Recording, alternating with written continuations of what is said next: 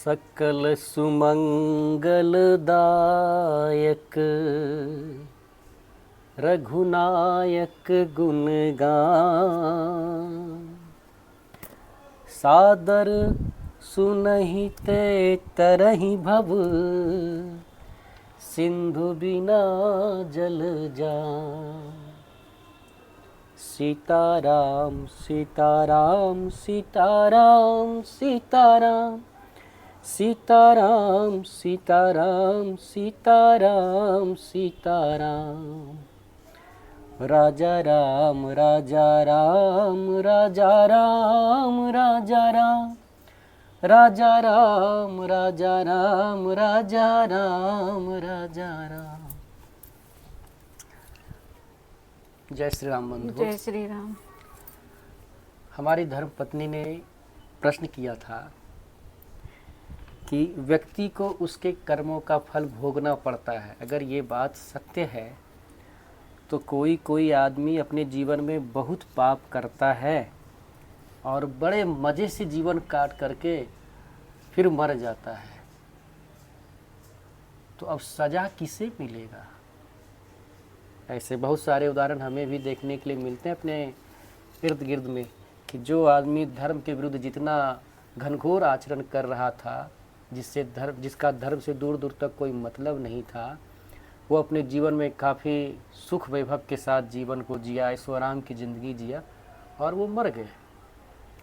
तो अब इनका प्रश्न ये है कि जो व्यक्ति जीवन में कभी धर्म को नहीं माना और फिर भी वो सुखपूर्वक अपना जीवन काट करके यहाँ से चले गए, तो भगवान अब उसे कैसे सजा देंगे? समझिएगा मित्रों, एक किसान कितना ज़मीन पे खेती कर सकता है? जितनी उसकी क्षमता। कोई 1 बीघा में खेती करता है, कोई 10 बीघा में कर सकता है, कोई 1 एकड़, कोई 10 एकड़, कोई 100 एकड़ में भी खेती कर सकता है। अब आप बताइए कि कोई किसान 100 एकड़ की ज़मीन में खेती करता है तो उसमें जितना भी अन्न उपजता है, क्या वो सारा अन्न खा सकता है? वो बताइए। नहीं। वो नहीं खा सकता है, लेकिन वो अन्न का मालिक तो होता है ना, है कि नहीं? जी। तो हमारे आपके जो कर्म है उसका एक बहुत बड़ा गोदाम बनता है। कई जन्म हुआ हमारा आपका, हर जन्म में हमने अच्छा बुरा हर प्रकार का कार्य किया और मनुष्य जीवन अंतिम जीवन होता है। इसलिए अंतिम जीवन कहा जाता है कि शायद इस जीवन में अपने कर्तव्यों का वो पालन सही तरीके से कर ले तो जन्म मरण के चक्कर से बच जाएगा और भगवान के धाम में सदा के लिए निवास करेगा।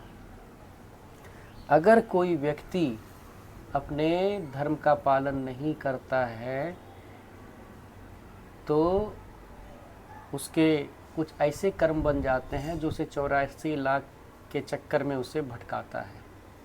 लेकिन प्रश्न इनका यहाँ पे था कि कोई आदमी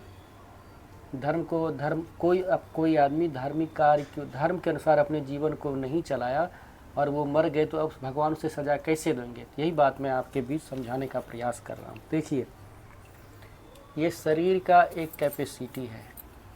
ये ज़्यादा ना सुख बर्दाश्त कर सकता है ना ज़्यादा दुख बर्दाश्त कर सकता है। ज़्यादा सुख में रहिएगा तो ज़्यादा अच्छे चीज़ खाइएगा, मीठा खाइएगा तो शुगर हो जाएगा, और ज़्यादा कष्ट अगर में रहिएगा तो बीमार पड़ जाइएगा। ये शरीर का क्षमता है ही नहीं कि हम सारे कर्मों को इसमें भोग सकें। उसका एक अंश मात्र ये भोगता है। धरती पे स्वर्ग और नर्क दोनों है एक अंश मात्र में। जब हम यहाँ से कर्म करके चले जाते हैं तो शरीर तो यहाँ बच जाता है, शरीर तो मिट्टी होता है। तो उस शरीर को चलाने वाला जो मन है वो मन नहीं मरता है, वो दूसरा शरीर धारण करता है। तो उसी मन को भगवान यातना शरीर देते हैं और वो शरीर ऐसा होता है कि उसको आग में जलाया जाए, पहाड़ से उसको गिरा करके मतलब खूब आग में जलाया जाए, पानी में उसको आग में जलाएं या उसको हवा में उड़ाएं, वो कितना भी उसको चोट लगे वो मरता नहीं है, कष्ट होता है। तो वैसे जीवात्मा का नरक लोक में उस प्रकार की यातनाएं दी जाती हैं। अगर कोई अच्छा कर्म करके चला जाता है तो वो इतना पुण्य कर लिया है कि उसको देवलोक में उसका जन्म होता है। वहाँ पे वो अपने पुण्यों के फल को भोगता है। वो खूब खाएगा पिएगा, बीमार नहीं पड़ेगा। ये शरीर, भौतिक शरीर तो पूरा अपने कर्मों को नहीं झेल सकता। उसके लिए एक यातना देह मिलता है। देवलोक में चले गए तो पुण्य का फल भोगिएगा, नरक में चले गए तो पाप का फल भोगिएगा। इसको ऐसे भी समझिए, अगर किसी अपराधी को पुलिस पकड़ के ले जाती है तो रास्ते में थाने में पिटाई भी होता है उसका, तो क्या उसके पाप का ये सज़ा हो गया, उसके अपराध का सज़ा हो गया? नहीं, वो तो शुरुआत है। इस संसार में, इस पृथ्वी में जो हमारी जो दुर्गति या शुभ अशुभ जो भी हमारे साथ घटना घटता है वो तो एक शुरुआत मात्र है। और असली सज़ा तो अपराधी को न्यायालय में जो न्यायाधीश होते हैं वो सुनाते हैं।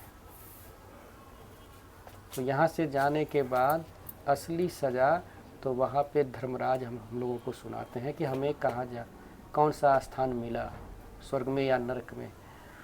तो अगर आप इससे बचना चाहते हैं तो अपने सनातन धर्म के ग्रंथों को विशुद्ध हिंदी में पढ़िए, उससे आपके अधिकार और कर्तव्य का आपको ज्ञान होगा, तो आप अपनी दुर्गति से बच जाइएगा।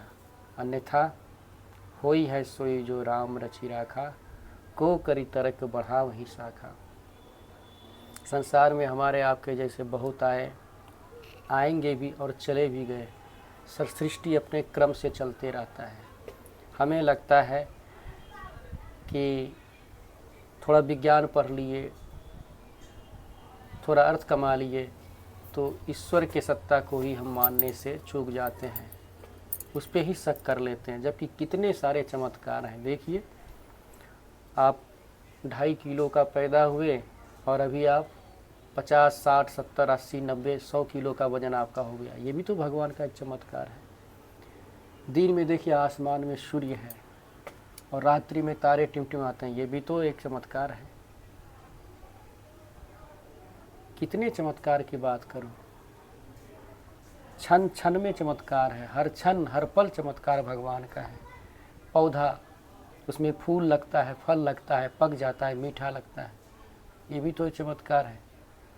आप सिर्फ अपने लिए 2 वक्त का रोटी जुगाड़ करते हैं तो उसी में ईश्वर को भूल जाते हैं।